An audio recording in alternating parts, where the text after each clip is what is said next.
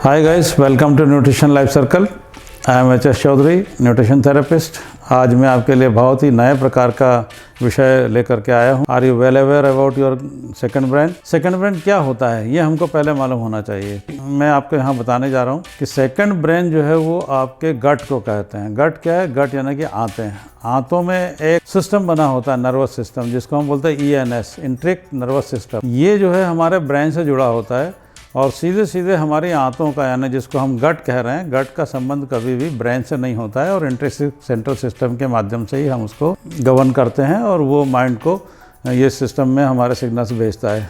तो इस प्रकार से हमको ये देखना चाहिए कि हमारी आंतें स्वस्थ रहेगी तो हमारा पूरा शरीर स्वस्थ रहेगा। जो सेकंड ब्रेन की संज्ञा हमने इसीलिए दी है, उसको वैज्ञानिकों ने दी है कि जो गट है वो सेकंड ब्रेन क्यों है। क्योंकि जिस प्रकार से हम अपने मस्तिष्क को ठीक रखते हैं, तरोताज़ा रखने के लिए बादाम खाते हैं और तरह तरह के दवाइयाँ भी लेते हैं और उसके बारे में बहुत चिंतित रहते हैं, ठीक इसी प्रकार से गट जो हमारा आते हैं वो भी हमारा सेकंड ब्रेन है। तो यहाँ मैं आपको ये बताऊँगा कि गट की स्थिति क्या है शरीर के अंदर।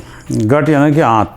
तो हमारे पास दो प्रकार के आंतें हैं, एक छोटी आंत और एक बड़ी आंत, स्मॉल इंटेस्टाइन और लार्ज इंटेस्टाइन। स्मॉल इंटेस्टाइन जो है वो हम छोटी आंत जिसको बोलते हैं, लार्ज इंटेस्टाइन उसको हम बोलते हैं कोलोन भी बोलते हैं उसको अंग्रेजी में। तो स्मॉल गट जो है वो मेन गट हमारी वो स्मॉल इंटेस्टाइन है, जिसमें फूड का सिंथेसिस होता है, मतलब फैट का सिंथेसिस होता है। और यहाँ पर हमारे शरीर में इसकी जो लंबाई है वो 20 फीट होती है। इसको छोटी आंत कहते हैं लेकिन ये लंबाई में बड़ी होती है और इसका जो सरफेस एरिया है वो एक टेनिस कोर्ट के बराबर है। अब यहाँ पर हम कंपेयर करें कि यदि हमारे पास एक, मान लीजिए कि एक बड़ा टॉवेल है जो टर्किश टॉवेल है और एक छोटा टॉवेल है, तो जिस प्रकार से हम बड़े टॉवेल को पानी में भिगाएंगे तो उसमें ज़्यादा मात्रा में पानी अब्जॉर्ब होगा और छोटा टर्किश टॉवेल है तो उसमें कम मात्रा में पानी अब्जॉर्ब होगा। तो यहाँ पर हमारी आंतों के भी यही स्थिति है। अगर हमारे आंत में क्या होता है, बहुत सारे फाइबर्स हैं, वायर बने हुए हैं, या हम कहना चाहिए उसको कि हम हेयर भी बोल सकते हैं कि वह हेयर ही है, उसको हम बोलते हैं विलीज। और उस हर एक विली पर भी और फाइबर हैं, उसको बोलते हैं माइक्रो विलीज। तो ये विलीज और माइक्रो विलीज मिल करके हमारी जो 20 फीट की आंत है उसके सरफेस एरिया को बढ़ा देते हैं और इस प्रकार से वो एक टेनिस कोर्ट के बराबर सरफेस एरिया उनका हो जाता है। इसका महत्व ये है कि जितना ज़्यादा सरफेस एरिया रहेगा, जब हमारा फूड डाइजेस्ट होगा तो हम ज़्यादा से ज़्यादा न्यूट्रिएंट्स और एमिनो एसिड्स हम एब्जॉर्ब कर पाएंगे हमारी आंतों में और हमारा स्वास्थ्य ठीक रहेगा। जब भी हमारे आंतों के ये माइक्रो विलीज और विलीज, जिसको मैंने आपको कहा कि ये हेयरी हैं यानी कि बालों की तरह हैं, उनका प्रभावित होगा, वो डैमेज होंगे तो उसका सरफेस एरिया कम होगा और हमारे बॉडी में जो न्यूट्रिएंट्स हैं वो एब्जॉर्ब होने की स्थिति कम होते जाएगी और हम बीमारी की तरफ बढ़ेंगे। तो यहाँ पर जो हमारी छोटी आंत है, जो स्मॉल इंटेस्टाइन जिसको हम बोल रहे हैं, जिसको गट बोल रहे हैं और जिसको मैंने आपको बताया कि ये हमारा सेकंड ब्रेन है, इसमें गुड बैक्टीरिया होते हैं और वही हमारे हेल्थ के पैरामाउंट हैं, वही हमारे गुड हेल्थ के लिए, वही लीडिंग हेल्थ के लिए बहुत अच्छे माने जाते हैं। बैक्टीरिया का वज़न जो है वो कम से कम 1.4 किलोग्राम होता है और वैज्ञानिक भाषा में इसको माइक्रोबायोम कहते हैं। और यही माइक्रोबायोम जो है ये हमारे खाने को ब्रेक डाउन करते हैं, उनको एब्जॉर्ब करते हैं, जो न्यूट्रिएंट्स होता है उनको हमारे शरीर में पोषित कराते हैं और इसी से हमारी हेल्थ को, मतलब हमारे शरीर को न्यूट्रिएंट्स मिलता है। हमारे ब्लड में एमिनो एसिड्स और जो भी न्यूट्रिएंट्स होते हैं वो एब्जॉर्ब होते हैं। जब भी हमारा कुछ स्वास्थ्य खराब हो और जब कभी हम किसी डॉक्टर के पास जाएं और डॉक्टर हमको ये कहे कि आपको कोई बीमारी नहीं है, लेकिन हमारा शरीर बोल रहा है कि हम अस्वस्थ लग रहे हैं, लेकिन डॉक्टर ने सारी जांच कर ली और उसके बाद ये बोल रहा है कि मुझे कोई बीमारी नहीं है, कोई डॉक्टर ने सबने मना कर दिया। जैसा कि अभी मैं मिल करके आ रहा हूँ, हमारे मामा जी के पास गया था और वहाँ हमने उनसे पूछा उनके स्वास्थ्य के बारे में, तो उन्होंने मुझे एक जवाब दिया कि हमने सब जाँच करा ली, कुछ भी नहीं है, लेकिन फिर भी मेरे को चक्कर आते हैं। तो जब हमने किसी डॉक्टर को दिखाया और डॉक्टर कह रहा है कि आपको कोई बीमारी नहीं है, लेकिन हमारा शरीर बोल रहा है कि हम अस्वस्थ हैं, तो आप समझ जाइए कि कहाँ पर प्रॉब्लम है। आपको फिर अपने गट पर कंसंट्रेट करना पड़ेगा और अपनी गट हेल्थ यानी कि अपनी आंतों की हेल्थ को सुधारने की तरफ बढ़ना पड़ेगा। सबसे पहले तो हम ये जानें कि हमारी जो गट हेल्थ है वो ठीक है कि नहीं है, वो अच्छी है कि नहीं है, उसके क्या सिम्टम्स हैं। तो सबसे पहली बात तो ये है कि जब हम खाना खाते हैं और हमको अच्छा फील होता है तो हम ये मान लें कि हमारी गट अच्छी है, हमारा गट की हेल्थ अच्छी है, हमारे आंतों के स्वास्थ्य ठीक है, बहुत स्वस्थ है और उसमें कोई खराबी नहीं है।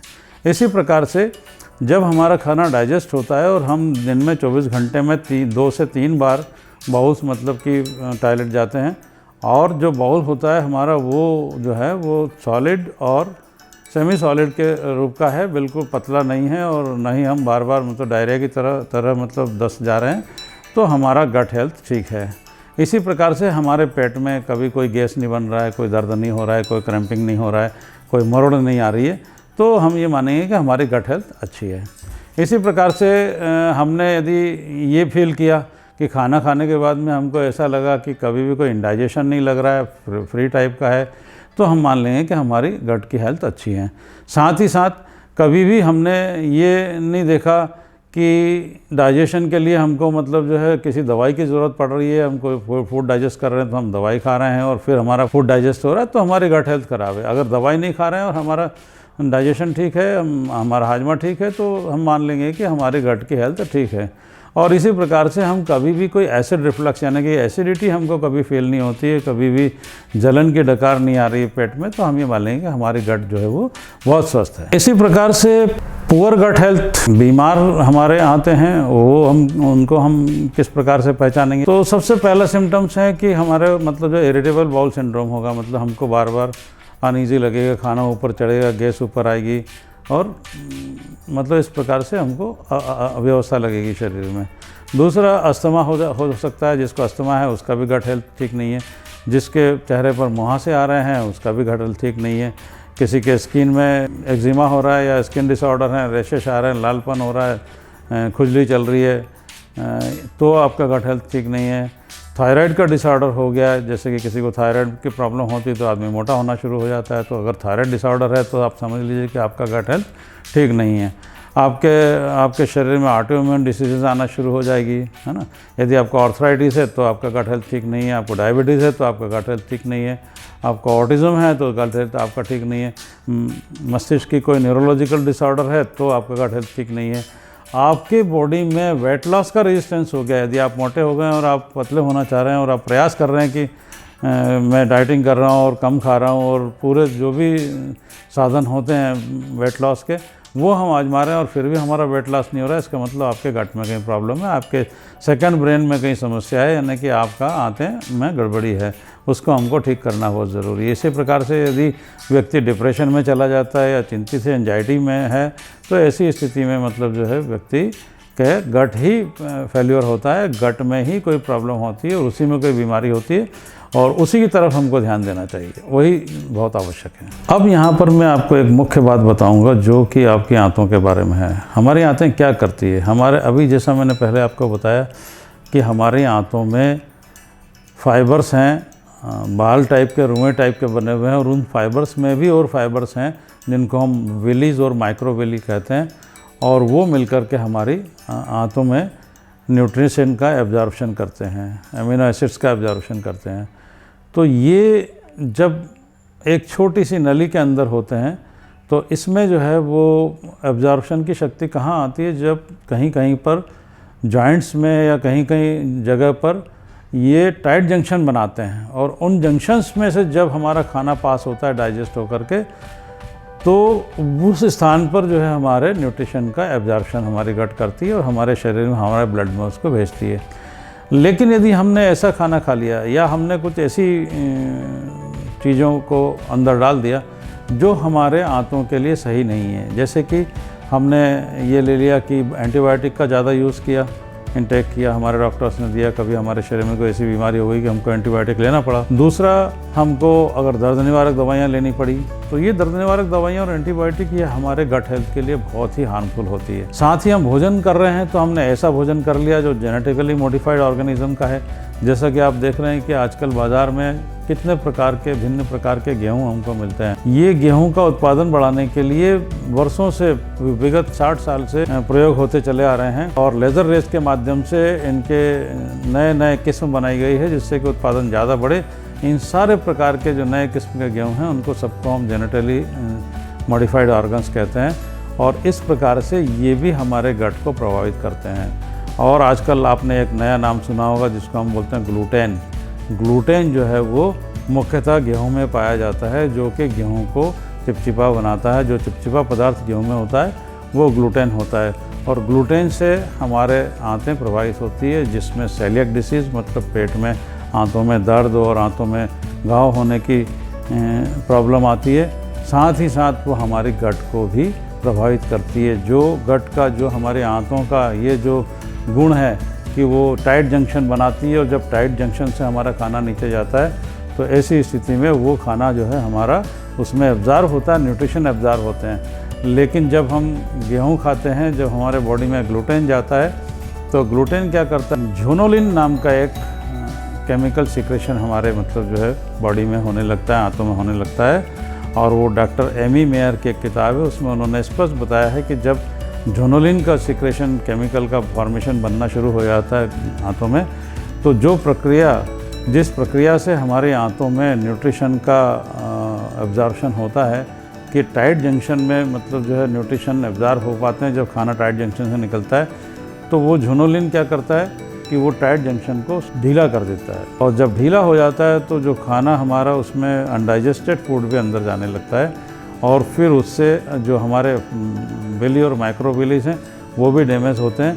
और उसमें फिर जो अनवांटेड न्यूट्रिशन के अलावा भी मतलब ऐसी चीज़ें जो कि फूड के पार्टिकल्स भी, फूड के लार्ज पार्टिकल्स टाइप के भी ब्लड स्ट्रीम में चले जाते हैं, और टॉक्सिन्स भी ब्लड स्ट्रीम में चला जाता है।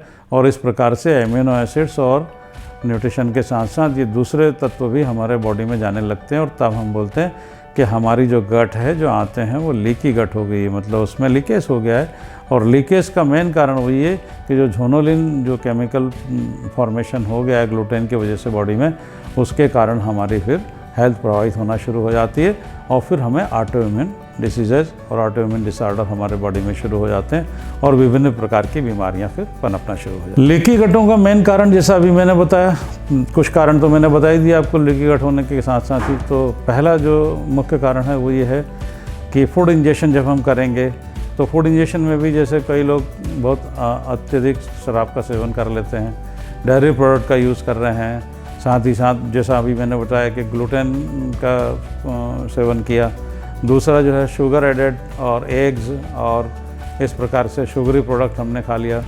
साथ ही साथ अगर हमारी बॉडी में कोई इन्फेक्शन है, पैरासाइट्स हैं, कोई जर्म्स हैं, तब भी हमारी जो गट है उसको लीकी गट हो जाती है। इसी प्रकार से जो स्मॉल इंटेस्टाइन बैक्टीरिया और ग्रोथ हो जाती है, जब बैक्टीरिया और ग्रोथ हो जाते हैं बॉडी में स्मॉल इंटेस्टाइन में, तब भी गट लीकी हो जाती है। इसी प्रकार से जैसा मैंने पहले आपको बताया कि एंटीबायोटिक और बर्थ कंट्रोल पिल्स और पेन किलर्स और ये सारी चीज़ें लेने से भी, या कभी कभी हम एसिडिटी को ख़त्म करने के लिए एंटी एसिड लेते हैं, anti acid also affect your gut health. तो ये भी हमको मुख्यतः ध्यान रखना है कि बगैर डॉक्टर की सलाह के या बगैर ये जाने कि हमारी बॉडी में वास्तव में एसिड बना है या हमारी बॉडी में एसिड की कमी होने के कारण हमको एसिड रिफ्लक्स हो रहा है, इसके बिना जाने हमको एंटी एसिड पिल्स भी नहीं लेनी चाहिए।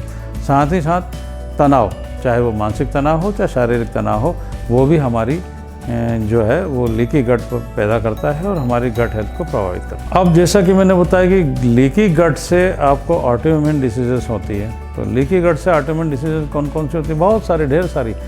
गट ही हमारा मेन है, जिसको जैसा हमने बताया कि सेकंड ब्रेन का मतलब यही है कि अगर हमारा दिमाग प्रभावित हो, तो अगर हमारी गट प्रभावित हो तो ढेर अनेकों बीमारियाँ हो जाती है। कुछ मेन बीमारियाँ मैंने यहाँ पर आपको बताने का प्रयास किया है। सबसे पहला जो है एसिड रिफ्लक्स, जैसा मैंने बताया, मुहासे हो जाएंगे, एलर्जीज हो जाएगी, आर्थराइटिस हो जाएगा, अस्थमा हो जाएगा, दमा हो जाएगा, यानी कि विटामिन B12 की डिफिशियंसी हो जाती है। वैसे भी जो वेजिटेरियन लोग हैं उनको विटामिन B12 मिलता ही नहीं है, तो विटामिन B12 वेजिटेरियन लोगों को करने के लिए जो है फर्मेंटेड फूड खाना पड़ता है, जिससे विटामिन B12 मिलता है, नहीं तो वेजिटेरियन लोगों को विटामिन B12 मिल नहीं पाता है, डिफिशियंसी रहती है, अधिकतर हो जाती है अधिकतर लोगों को। तो विटामिन B12 भी जो है ऑटोइम्यून डिसीज जो है लीकी गट का एक कारण है कि उसकी डिफिशियंसी हो जाती है, उसकी कमी हो जाती है।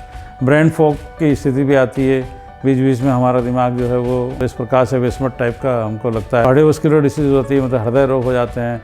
इसी प्रकार से हम डिप्रेशन की स्थिति में आते हैं। साथ ही हमारे डाइजेस्टिव इश्यूज आ जाते हैं, डाइजेस्टिव डिसऑर्डर हो जाते हैं कि हमको खाना हजम नहीं होता है कभी, तो ऐसे डाइजेस्टिव डिसऑर्डर भी हमारे शरीर में आ जाते हैं। थकान लगने लगती है ना, शरीर में स्किन में एक्जिमा वगैरह हो जाता है, गाल ब्लैडर में स्टोन बन जाते हैं, हेयर लॉस होना शुरू हो जाता है, इनफर्टिलिटी हो जाती है, बच्चे पैदा करने की क्षमता जो है वो लॉस हो जाती है, जॉइंट पेन हो जाते हैं, मसल्स में पेन आने लगता है, मोटापा बढ़ना शुरू हो जाता है, पैनक्रियाज में पैनक्रेटाइटिस हो जाता है, मतलब पैनक्रियाज की समस्या पैदा होती है और बीटा सेल्स की कमी होने लगती है और फिर इंसुलिन सिक्रेशन में भी काफ़ी प्रभावित होता है और साथ ही साथ हमारे यूट्रस में यूट्राइन फाइब्राइड्स भी महिलाओं में पैदा होना शुरू हो जाते हैं, बनना शुरू हो जाते हैं। इस प्रकार से सारा पूरा शरीर का जो वो है प्रभाव है वो किस पर डिपेंड करता है, वो हमारे गट पर, गट यानी कि सेकंड ब्रेन पर डिपेंड करता है। अगर हमारा सेकंड ब्रेन हेल्दी होगा तो ही हम हमारे शरीर को स्वस्थ रख पाएंगे, और यदि हमारा सेकंड ब्रेन हेल्दी नहीं है, हमारी गट, हमारी आंत हेल्दी नहीं है और वो लीकी है, तो हमें अनेक बीमारियों से हम गिर जाएंगे।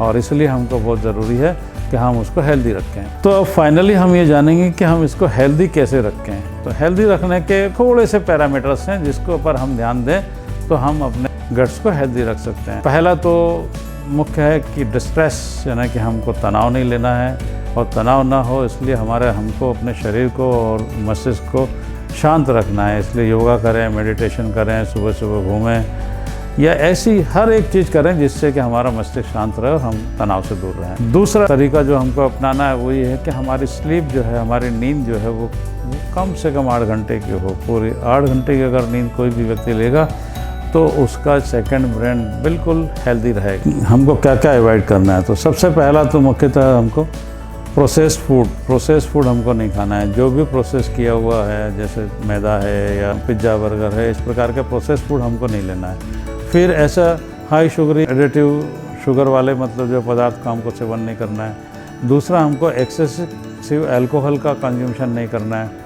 और एक महत्वपूर्ण बात है कि ट्रांसफैट का यूज़ नहीं करना है। ट्रांसफैट मतलब जो हाइड्रोजनेटेड ऑयल बनने लगे हैं आजकल, जिनका वो होने लगा कि रिफाइंड हो रहे हैं और रिफाइंड ऑयल का हम यूज़ कर रहे हैं, वो सारे के सारे ट्रांसफैट की श्रेणी में आते हैं। इस प्रकार से कभी भी हमको ट्रांसफैट यानी कि हाइड्रोजनेटेड ऑयल या रिफाइंड ऑयल का उपयोग नहीं करना है। इसी प्रकार से हमको जो मांसाहारी हैं उनको एक्सेसिव मीट का भी कंज्यूमशन नहीं करना चाहिए। और इसी प्रकार से मेडिकेशन में भी ध्यान देना है कि हमको एंटीबायोटिक का कम से कम यूज़ करना चाहिए, और साथ ही साथ जो दर्द निवारक दवाइयाँ हैं उनको भी अवॉइड करना चाहिए। बार बार फ्रिक्वेंटली दर्द निवारक दवाइयाँ नहीं लेनी चाहिए। और ऐसे ही मैंने पहले भी आपको जैसे बताया कि बिना जाने कि हमको एसिड रिफ्लक्स किस कारण से हो रहा है, एसिडिटी से हो रहा है, या एसिड की कमी से जो हमारा अनडाइजेस्टेड प्रोटीन हमारे स्टमक में रह जाता है उसके वापस पूरा खाने की नली में जाने से हो रहा है, तो बिना कारण जाने हमको एंटी एसिड पिल्स यानी कि एसिड समाप्त करने वाले ऐसे कोई भी तत्व नहीं लेना है। जैसे इनो वगैरह हम बार बार यूज़ कर लेते हैं या जेलुसिल टैबलेट ले लेते हैं, तो वो भी नहीं लेना चाहिए। इसी प्रकार से हमको प्लेंटी ऑफ वाटर, ड्रिंक्स मतलब प्लेंटी ऑफ वाटर, पानी का उपयोग ज़्यादा से ज़्यादा करना है। अपने बॉडी को हाइड्रेटेड रखना है ताकि हमारी गट हेल्थ ठीक रहे। इसके लिए हम जूस का उपयोग भी कर सकते हैं, क्योंकि हाइड्रेशन में सब प्रकार के लिक्विड आते हैं, तो जूस भी हम ले सकते हैं, चाहे वो हम स्मूदी लें, ग्रीन वेजिटेबल या फ्रूट्स का जूस लें या कुछ भी लें। दूसरा, प्रोबायोटिक्स का यूज़ बहुत ज़रूरी करना है। प्रोबायोटिक्स में सबसे पहला तो जो है वो है फर्मेंटेड फूड ही हमारे वेजिटेरियंस लोगों के लिए मुख्य होता है। इसमें एक मिलेट पोरीज मतलब मिलेट का पोरीज बनाने के बाद में उसको हम फर्मेंटेड कर लें 4-5 घंटे, और उसके बाद में उसका उपयोग करें तो वो बहुत ही फ़ायदा करती है। अन्यथा हम इडली, डोसा, ये सारे जो फर्मेंटेड चीज़ें हैं इसका भी कंजम्पशन हम कर सकते हैं हमारी गट हेल्थ को ठीक करने के लिए। इसमें हम छाछ जो होती है, बटर मिल्क, वो भी हम बहुत ही अच्छी मानी जाती है, वो भी हम ले सकते हैं, और वो भी उससे भी प्रोबायोटिक्स का वो काम करती है और गट हेल्थ को अच्छा करती है। इसी प्रकार से फ्रूट्स एंड वेजिटेबल का सेवन करना है। फ्रूट्स में मेनली जो है कीवी जो है, डॉक्टर विलियम ली ने अपनी किताब में, पुस्तक में ईट टू बीट डिसीज़ में बताया है कि जो एक रिसर्च में वैज्ञानिकों ने प्रयोग किया था और कीवी महिलाओं को खिलाई गई थी। 2 कीवी से 24 घंटे में उनके माइक्रोबायोम्स मतलब जो गुड बैक्टीरिया गट में होते हैं उसमें 85% की वृद्धि हुई थी। इसलिए कीवी जो है वो बहुत ही महत्वपूर्ण फ्रूट है गट हेल्थ के लिए, उसका सेवन ज़रूर करना चाहिए। यदि हमको लग रहा है कि हमारी गट हेल्थ के कारण हमारा स्वास्थ्य खराब हो रहा है तो हमको कीवी का सेवन खाली पेट सुबह सुबह अनिवार्य रूप से करना चाहिए। क्यूरीफेरियस वेजिटेबल्स का यूज़ करना चाहिए। क्यूरीफेरियस वेजिटेबल्स में प्याज है ना, फूल गोभी है, पत्ता गोभी है, ब्रोकली है और मूली है, ऐसी चीज़ों का सेवन भी करना चाहिए। ये भी गट हेल्थ को पूरा इम्प्रूव करके रखती हैं। आपकी गट को, अपनी आंतों को आराम देना चाहिए, ब्रेक देना चाहिए, और आराम देने के लिए ज़रूरी कि हमको दिन भर खाते नहीं रहना है। और इसके लिए डॉक्टर जेसन फंग ने एक बहुत ही बढ़िया तरीका बताया है, वो ये है अपने आंतों को सप्ताह में 3 बार 18 घंटे का आराम दें। यानी कि हमने शाम को 6 बजे खाना खा लिया तो दूसरे दिन 2 बजे तक हमको कुछ नहीं खाना है, 2 बजे बाद फिर खाना है। 3 दिन तक हम मतलब जो है सप्ताह में करते हैं, तब भी हम अपनी गट हेल्थ को इम्प्रूव कर सकते हैं। और जो हमारे गुड बैक्टीरिया हैं, जो हमारे हेल्थ को के पैरामाउंट हैं, जो हमारे हेल्थ के लिए महत्वपूर्ण हैं और हेल्थ को संभाल के रखते हैं, वो बाकायदा मतलब जो बने रहेंगे।